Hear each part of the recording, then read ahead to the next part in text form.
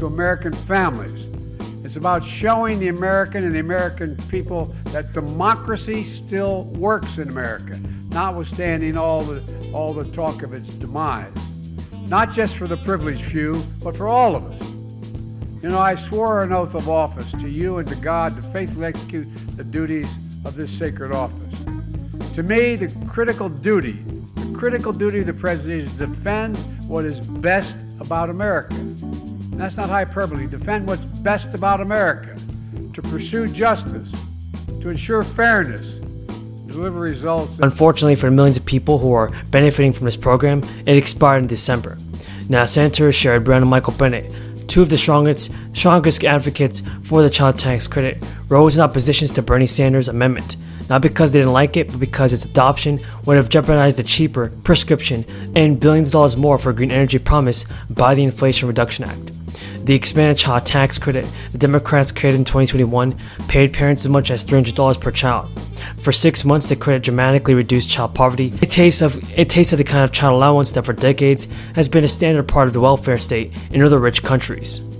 Now, the IRS has announced, everybody, that Americans may have to wait a bit longer before they are going to receive the extra stimulus checks. Several governors and state leaders are continuing to push for new legislation that would only establish new stimulus programs for people. This would include bonus check for many residents, and also the IRS. This service may be part of the IRS official name, but the tax agency has been lacking in this area over the past couple of years. This is because of the crisis and lots of stimulus-related law changes passed by Congress for the IRS to administer. The good news is the IRS made progress on its processing of returns, in part because it went on a hiring spree and shifted current personnel from other areas to assist with the backlog.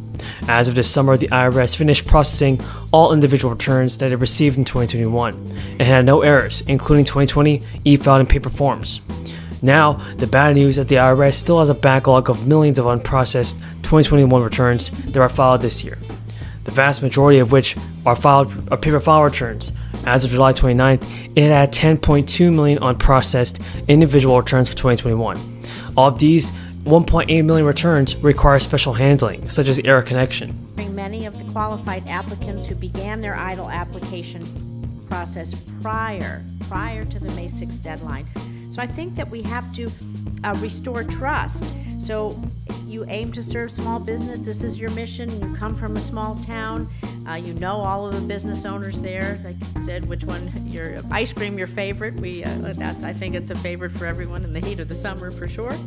But how do we restore trust between the SBA and small business owners who feel they've been unfairly boxed out of this process? And I think that has to do with the communication. Can you speak to the communication that you need to have between SBA and the small business owners who applied before May 6th? Yes, I can. First, they tell me it's your birthday. It is. Happy birthday. Thank you. I'll communicate that first. Thank you. Ice cream, maybe. Hey, I tell you, yeah.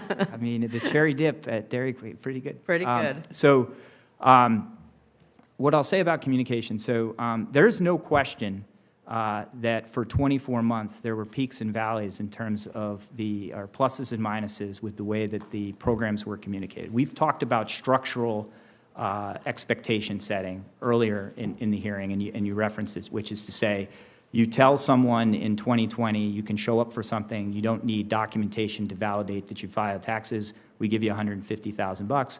We do $3.6 million in 4 months.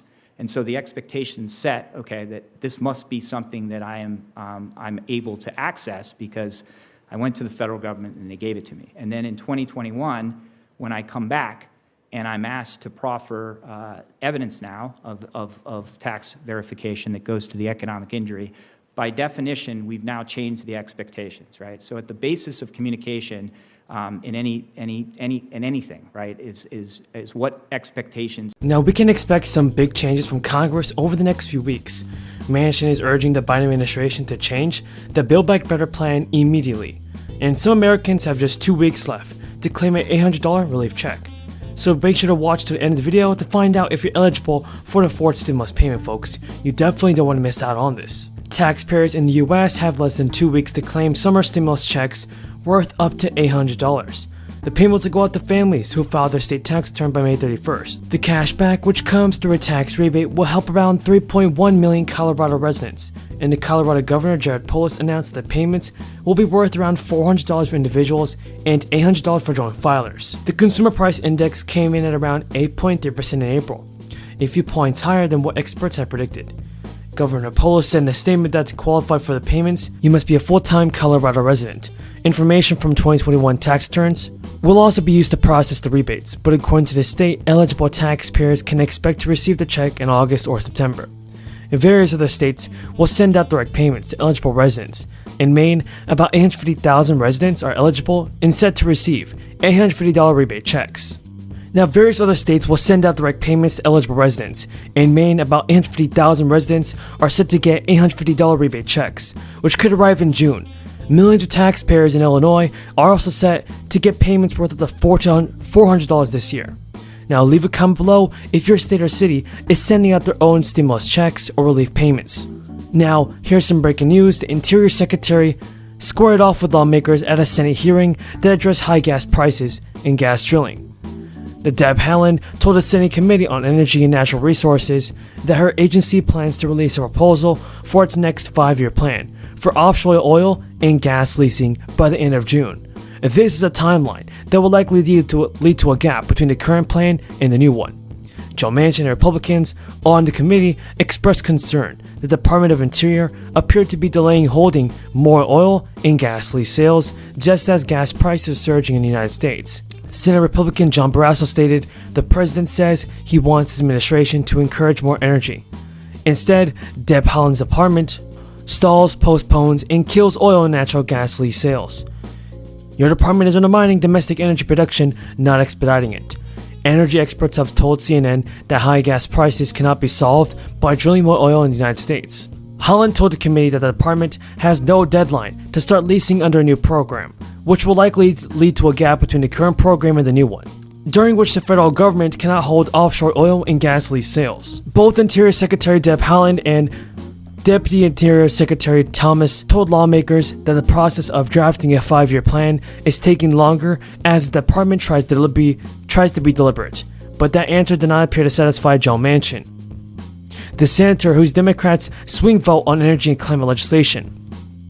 Well, thanks, Mr. Chairman. I wanted to follow up, Premier Kenney, on something that Mr. Bradley just talked about. He talked about this commitment by President Biden and Prime Minister Trudeau with their, what I view as extremely aggressive goals for electric grids in North America, because by the year 2035, and now we're in 2022, you're talking 13 years from now, the two leaders want to